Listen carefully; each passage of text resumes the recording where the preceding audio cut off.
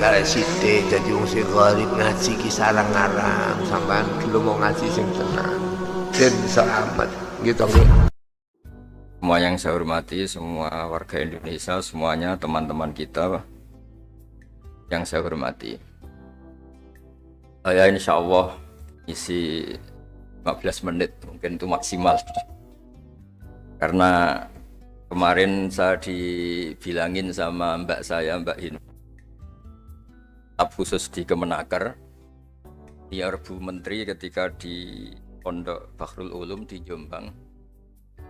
Saya tidak akan memberi nasihat banyak, tapi saya punya filosofi tentang tenaga kerja. Tadi sudah disebut bahwa nilai kerja itu ibadah.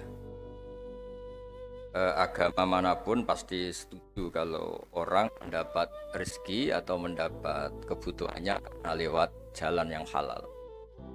Jalan yang halal itu biasanya pilihannya itu ya kerja, terus mungkin warisan, terus hibah.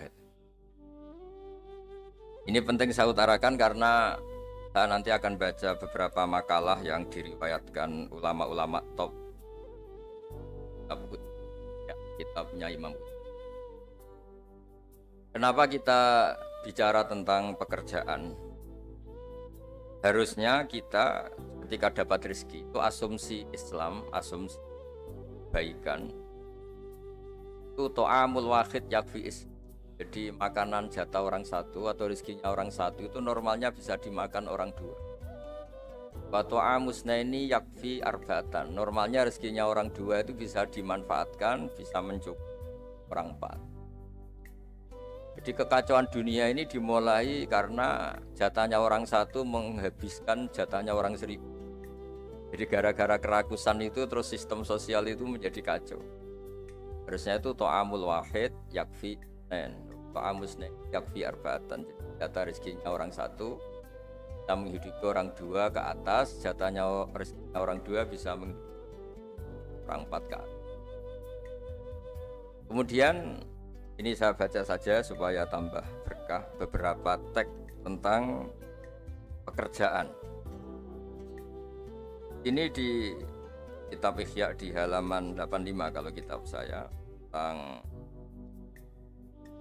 tentang keutamaan kerja. Ini dijelaskan inna minadz-dzunubi dzamban la yukaffiruhu illal hammu fi talabil ma'isyah. Jadi bagian diredaksikan minadz-dzunubi dzunubun la yukaffiruha illal hammu fi talabil ma'isyah. Jadi sebagian dosa itu ada dosa yang tidak bisa dihapuskan oleh istighfar, tidak bisa dihapuskan oleh sedekah, tidak bisa dihapuskan oleh misalnya wiridan. Yang bisa menghapuskan dosa itu hanya kalau kita serius atau kepikiran, hammu itu kepikiran mencari maisha, cari rezeki. Jadi sudut pandang itu penting. Jadi kita yang sedang istighosah atau kita yang sedang pengajian atau mungkin kita sedang jadi ustad, melihat orang mencangkul, orang ke pabrik, orang di aktivitas pekerjaannya itu harus kita lihat bahwa mereka adalah orang-orang yang sejatinya sedang minta ampun sama Allah Subhanahu wa Ta'ala. Karena di sistem pekerjaan itu lahirlah satu variabel atau satu apa saja yang positif. Ada hukum sosial karena ketemu teman yang saling pengalaman. Ada ketergantungan manusia sama hal-hal yang halal. Ini yang paling penting. Ya, banyak orang itu diwat itu karena pekerjaannya. Misalnya orang bisa hidup itu sebetulnya karena makan nasi, minum air itu sesuatu yang halal. Jangan sampai orang bisa berpikir bisa tenang kalau minum narkoba misalnya. Orang bisa kerja karena digerakkan punya anak kecil, punya ibu yang renta atau punya keluarga yang membutuhkan. Jangan sampai orang kerja karena digerakkan oleh keinginan bernafsu karena hal-hal yang maksiat. Hingga status orang yang dagang misalnya atas sirusoduk yuhsaru yaumal qiyamati ma'as-siddiqin wa syuhada. Orang yang dagang kemudian dia benar, jujur, itu nanti makomnya kelas dia itu bersama para orang-orang yang meninggal syahid, pahlawan-pahlawan. Ini penting saya utarakan supaya cara pandang kita terhadap beragama. Jangan sampai misalnya kita beragama terus kemudian melihat yang ibadah itu yang datang ke masjid. Ya kita jam kerja kemudian ada pengajian, kita tidak pengajian itu dianggap salah karena nggak datang di masjid. Padahal kita datang ke pabrik atau ke pasar nilainya sama-sama ibadah. Ini penting supaya cara pandang kita terhadap orang lain itu positif. Saya berkali-kali bilang kalau ada tetangga saya meninggal, saya muji orang ini kalau malam tidur. Kalau malam mungkin ya lihat sinetron. Kalau malam itu ya santai-santai di rumah sampai. Kalau kita pakai sudut pandang maksimal, yang dikatakan taat itu tahajud, dan maka orang ini tidak masuk kategori taat. Tapi kalau kita kembali ke definisi takwa, takwa itu meninggalkan hal-hal yang dilarang Allah Ta'ala. Orang ini akan kelihatan berprestasi karena saat di rumah dia berarti tidak melakukan hal-hal yang kriminal, tidak mencuri, tidak mengganggu orang lain, tidak menjadikan kegaduhan di patan atau di jalan. Hingga agama ini juga harus mengapresiasi tarkul ma'asi, bahwa orang yang tidak punya aktivitas di rumah banyak yang dilakukan sebetulnya, kebaikan masif, kebaikan bersama, karena orang ini tidak melakukan hal-hal yang merugikan orang lain. Ya saya berkali-kali bilang kalau saya jadi kiai, jadi orang baik, kalau ada orang yang dermawan kasih sesuatu ke kita ya kita senang karena kebaikan itu diapresiasi. Misalnya ada tadi cerita menakar dapat apresiasi, dapat penghargaan, ya kita senang karena itu. Sampai andekan tidak itu juga senang. Senangnya karena mungkin orang lain ini sudah tidak butuh kita kok buat baik. Saya berkali-kali bilang kalau Anda jadi kiai tidak usah tersinggung kalau tetangga tidak minta konsultasi, artinya mereka sudah mandiri bisa memutuskan masalahnya sendiri. Tapi kalau konsultasi anggap mereka punya akhlak, tanya kiai. Kalau tidak ya anggap saja mereka sudah mandiri. Makanya sudut pandang ya dalam Islam, sudut pandang itu penting sekali. Jadi setelah kita baca beberapa hadis, suatu saat Rasulullah itu ngaji di masjid, teras masjid. Dia ngaji, dan ada pemuda dengan cangkulnya, dengan enaknya melewati Rasulullah. Ya para sahabat tuh komplain, ini ngawur sekali ada Rasulullah ngaji tapi tidak ikut ngaji, malah berlalu saja ke ladangnya. Tapi ketika dengan tanda kutip disalahkan, Rasulullah malah bela pemuda tadi. Pemuda kalau dia kerja karena mencarikan nafkah untuk keluarganya, yang kecil atau yang tua, dan supaya dia tidak minta-minta orang lain, sudah sunnahku. Jika bentuk sunnah Rasul itu tidak harus orang datang ke pengajian dan orang ikut fatwa kita mau itu. Nah, mungkin teman-teman yang sedang bekerja itu tidak lagi mendengarkan ngaji, sudah melakukan isi pengajian. Jadi yang lain baru mendengarkan, yang itu sudah melakukan isi pengajian. Makanya kalau di daerah saya banyak, kenapa kamu tidak datang ngaji? Saya lebih dari ngaji dari Pak Kiai. Kenapa? Pak Kiai kan yang menyarankan supaya kita baik sama orang tua. Saat Pak Kiai pengajian, saya ngurmat orang tua saya di rumah sakit. Tapi kadang-kadang kita pakai ukuran kita sendiri. Yang nggak datang pengajian itu orang jelek karena nggak mau datang. Padahal jangan-jangan yang sedang di rumah itu yang sedang melakukan isi pengajian itu, ya dia tidak datang karena ngerawat orang tuanya, karena sedang asik dengan istri. Harus disebut bagian dari kebaikan. Nah, dalam kebaikan Islam, Nabi pernah ngendikan, "Babi ahadikum sedekah." Kamu kumpul dengan istri kamu itu, sampai sahabat protes, "Ya Rasulullah, masa ayati ahaduna syahwatahu wa huwa lahu ajrun?" Masa urusan seneng-seneng sama istri dia dapat pahala? Nabi menjawab, "Alaysa law wada'aha fi haramin akana aliwis." Kalau pelampiasan syahwat itu hal yang negatif atau yang haram, dia akan dosa. Ketika meletakkan yang benar, dia juga. Jadi pahala itu segampang itu. Orang asik dengan anaknya, dengan cucunya, bercengkrama di rumah, ya pahalanya besar. Karena saat itu berarti dia tinggalkan maksiat, dia tidak dengan. Nah pekerjaan juga gitu. Mungkin orang lain dapat uang karena transaksi narkoba, mungkin orang lain dapat uang karena kejahatan, orang lain dapat uang karena menipu. Orang-orang yang bekerja luar biasa dapat rezeki, harus kita apresiasi. Ya makam orang-orang ini, makomnya itu nanti kalau meninggal ma'asiddi wasyuhada. Orang-orang punya gelar asid, gelar yang luar biasa dalam khazanah kewalian. Orang-orang yang bekerja itu nanti makomnya seperti itu. Itu adalah inspirasi kita yang luar biasa. Hingga nanti kita tidak melihat orang lain itu, wah, wong kok kedunya tok, orang orientasinya dunia tok, bekerja terus, ingin kaya raya itu. Ya wis kan. Kita tidak boleh berpikir. Karena apapun banyaknya harta di tangan orang-orang halal, tangan orang-orang baik, pasti efeknya juga bisa melahirkan pekerjaan, bisa melahirkan kemanfaatan. Ya Nabi kalau muji pedagang itu, dari 10 rizki itu 9 berkahnya ada di pedagang.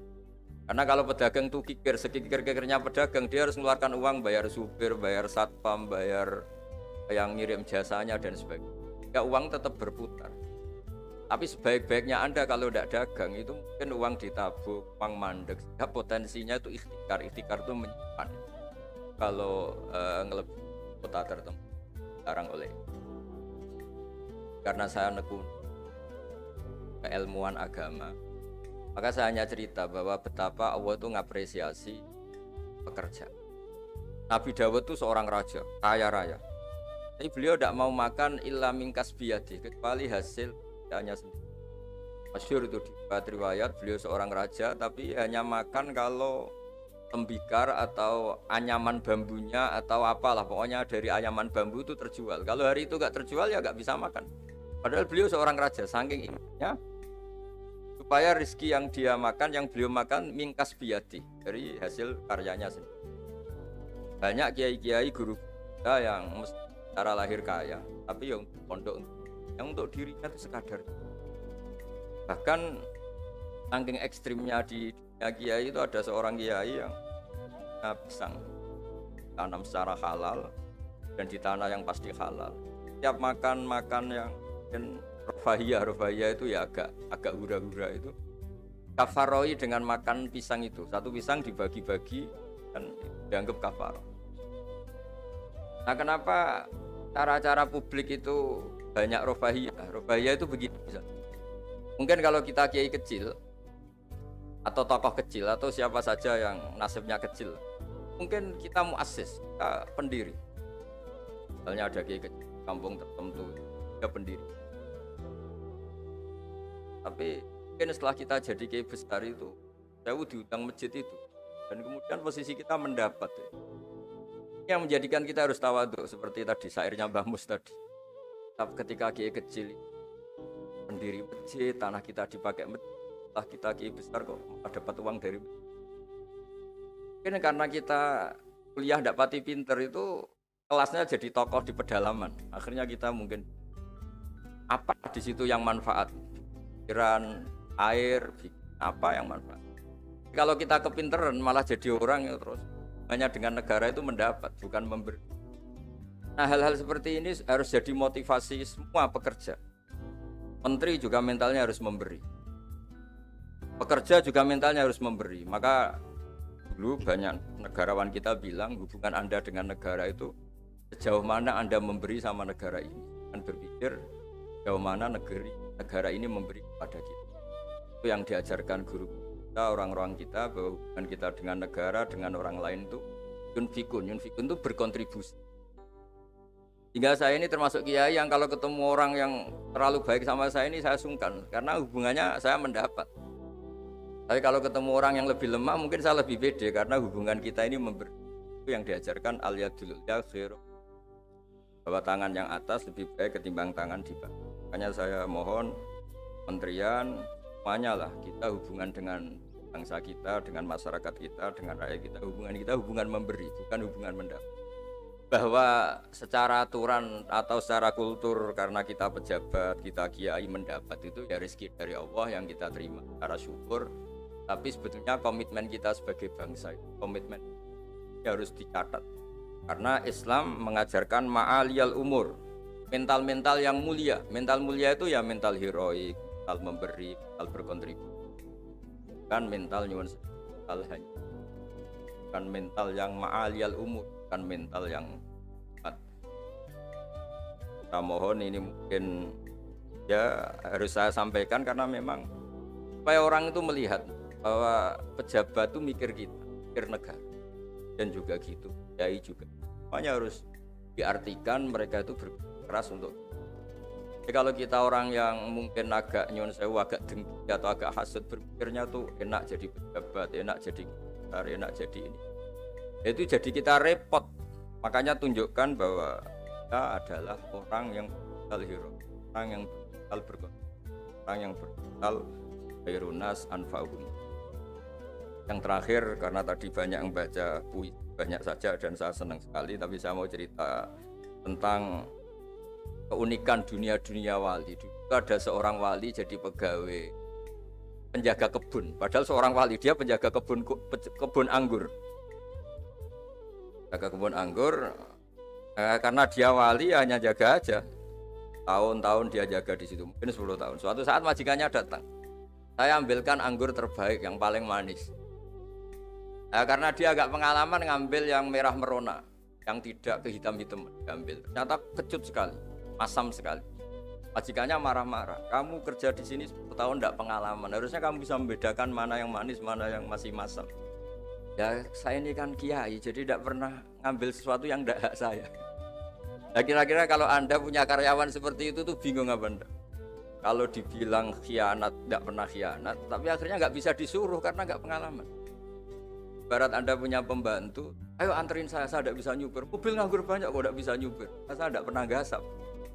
Jadi itu memang apa ya? Jadi akhirnya terus majikan tadi, kamu jadi guru, saya jadi ustadz, kamu nggak pantas jadi kerja kata. Terus akhirnya dan ternyata tadi termasuk wali besar yang hazanah kuali kerja 10 tahun di sama sekali nggak pernah makan.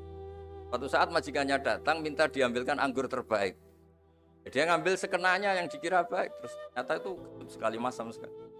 Dia dimarahin karena dia nggak pernah sama sekali batu ngambil. Dia merasa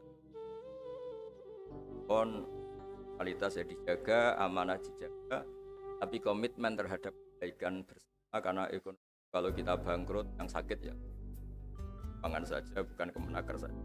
Kalau negara ini kolab yang bingung agak presiden saja, kita semua salah sebagai bangsa yang bersama ingin khairunas anfa'uhum rahmatan. Semuanya enak, semuanya nyaman karena kita semua kenal Bismillahirrahmanirrahim. Ketika menyebut Allah pasti yang maha pengasih dan maha penyayang. Saya kira demikian, mari berdoa bersama semoga bukti bahwa kita bergantung sama yang menguasai langit bumi, menguasai kehidupan kita, menguasai semua yang terlewatkan maupun yang akan datang. Al-Fatihah.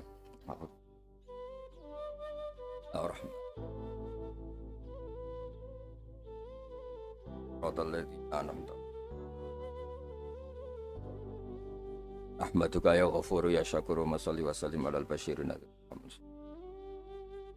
as'aluka bi anna lakal hamda la ilaha illa anta al-hannan al-mannan ya badi'as samawati wal ardi ya hayyu ya qayyum ya dzal jalali wal ikram anta rizquna ya Allah husnal muamalati fi ma baini waj'alna aminin mutmainin alladzina la khaufun 'alaihim wa lahum waj'al baldatana ya baldatan mutmainnat ya'tina ya warisku karakhatan warzuqna insyirahus sadri laka warzuqna salimin ghanimin mu'afin min kulli bala'id dunya al akhirah rabbana atina fid dunya hasanah wa fil akhirati hasanah sallallahu ala sayyidina Muhammad sallallahu alaihi wa sallam subhana rabbika rabbil izzati amma yasifun salamun alal mursalin alhamdulillahi rabbil alamin.